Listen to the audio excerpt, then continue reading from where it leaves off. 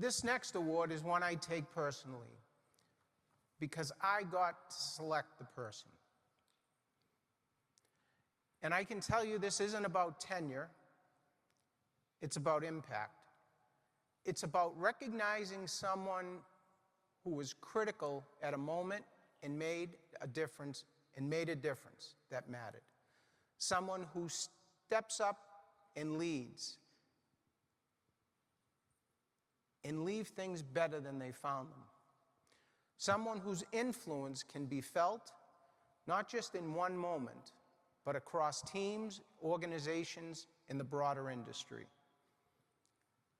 That's what this award represents. This year's recipient exemplifies that kind of leadership through action, through influence, and through a commitment to this industry that is unmistakable.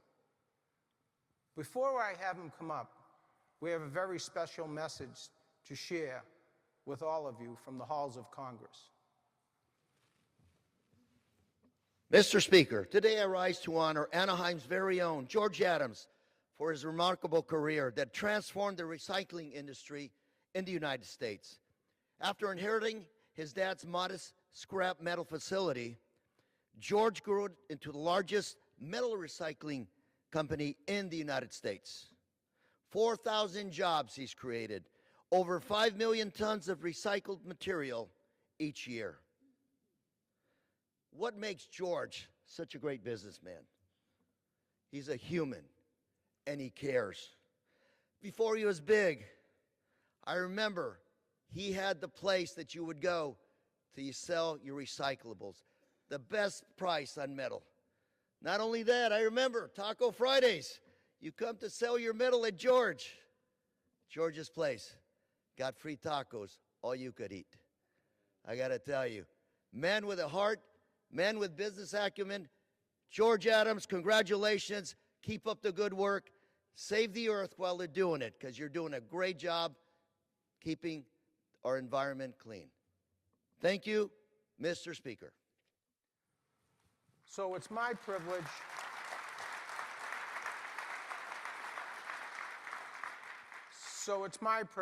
to announce the recipient.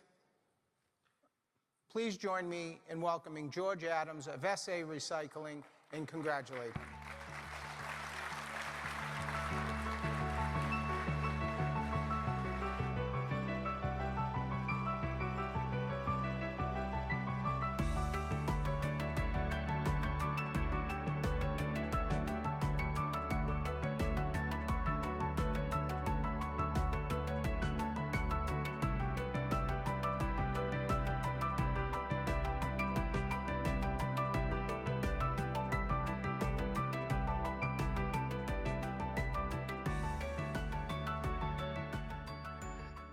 That thing is heavy.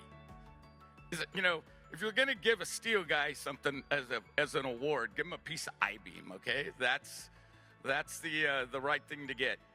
Well, look at everybody. Welcome to Vegas. I know everybody says that, okay? But you got to pace yourself in this town, and because it'll definitely beat you up. And having your company party the night before you're going to get on stage is obviously not the most intelligent thing to do. And luckily, my wife dragged me out of there last night and did not let me go to eye candy, and because it probably would have been even worse. So, look at the, well, first things first, I want to be the first to congratulate Jay Rabinowitz and of his getting his award. So, you know, I've known Jay for over 40 years, and nobody deserves this award more than he. So, okay, I am the luckiest guy in the whole world. And I hit the family lottery. You know, you don't get to pick your family, but I hit the family lottery. And I had the most amazing parents. You know, I worked alongside my dad for 40 years. My mom is still going strong at 92. Had the most amazing siblings, have the most amazing siblings. My brothers, one of them's here, I don't know, the other one's I'm sure back there somewhere. Still work side by side with my two brothers, and we're still best friends after all these years. And then I was blessed with amazing sons who were not only born smart, but liked the industry, which lots of times doesn't always work that way. Not that they listen to me, by the way. And they tell me all the time, Dad, you don't pay me to agree with you. I'm like, what the hell? My brother Terry in our meetings, we'll come out of the meetings and he'll go, are those your sons? Yeah, because they vote against me all the time. Then, lucky enough to have an amazing wife, which this year will be 30 years. I told her I was going to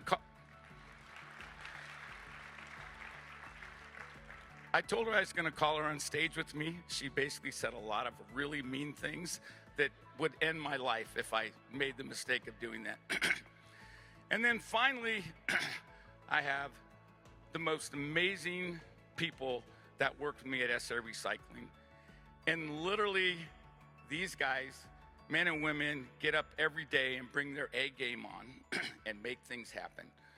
And you guys see them out there. You know, I have 116 people here. And people ask me all the time, like, why the hell do you have so many people that you come? It costs a lot of money. Most people bring 10 or 20. No, 116. I bring more, but we got to leave some people back to run the company.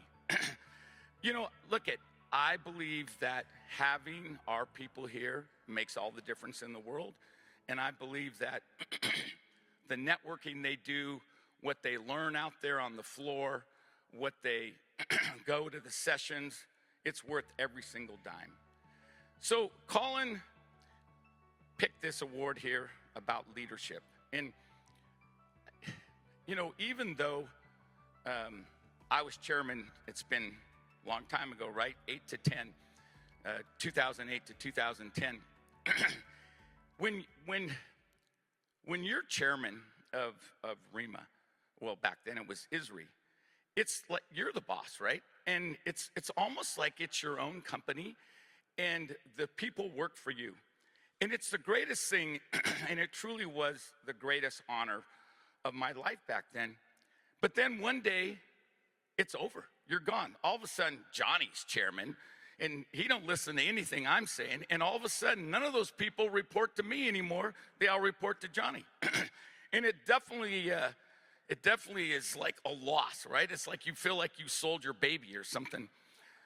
But look, ReMA's always been in my heart, and I still go to all the meetings. I get on the calls. I go to the chapter meetings. Maybe I want to ski a Rocky Mountain, but you know, that's okay. I always sit in the front row, and I participate. And you know, I fight for what I believe in. Sometimes some of the staff disagrees with me, but that's okay. I fight for what I believe in. So, I'm going to stay involved in ReMA, and I'm going to keep coming to the meetings, and I'm going to keep coming to these conventions. I don't think I've missed a convention since 1978. So, it's been a long time. This industry, it's my family, it's my friends, it's my life, it's me. And I thank you guys for all honoring me today.